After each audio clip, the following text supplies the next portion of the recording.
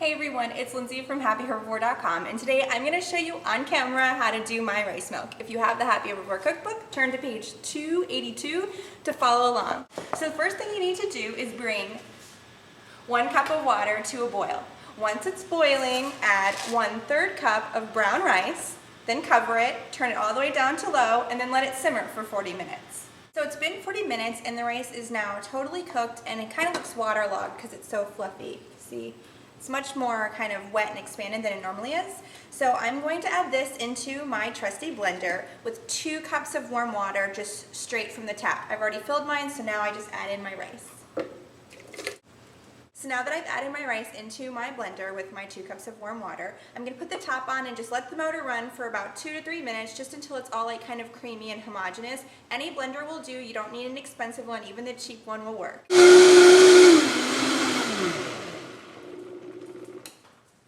Alright, so it's been about 2 minutes, and now you will see that it looks really liquid and creamy. I'm going to go ahead and add another 1 cup of warm water from my tap. And we're just going to blend that again.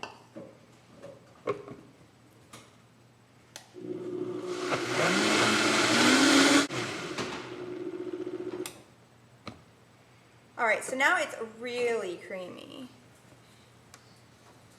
You can go ahead and add another 1/2 or even up to another cup if you want sort of like a thinner, maybe not as thick rice milk. It's a little bit to your preference, but 3 cups is a good starting point. You can always adjust it later. We're just going to let this set here and rest for the next 30 minutes. It will separate a little bit, that's fine. Just let it rest for 30 minutes. So it's been 40 minutes, well 30-40 minutes, and my rice milk has somewhat separated. So I'm just going to scoop sort of the film that collects at the top off. It might not be there, but it kind of looks like that. Next, get your cheesecloth ready. I bought mine for $2 at Ace Hardware, and so I'm just draping it over my bowl. Another option would be to drape it over the blender, which you can do that too. And so now we just pour .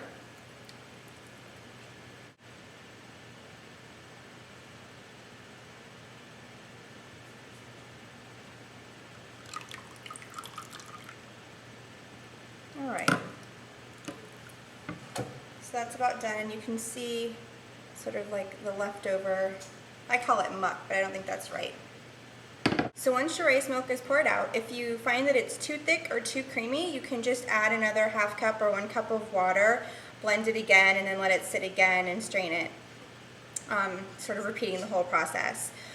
Another thing you can do is if you want a sweetened rice milk, you can add sweetener here, like maple syrup or agave. A little goes a long way. You can also add a couple of drops of vanilla if you want a nice vanilla taste. But now it's time to show off our rice milk. Look how nice and creamy mine came out. Yum!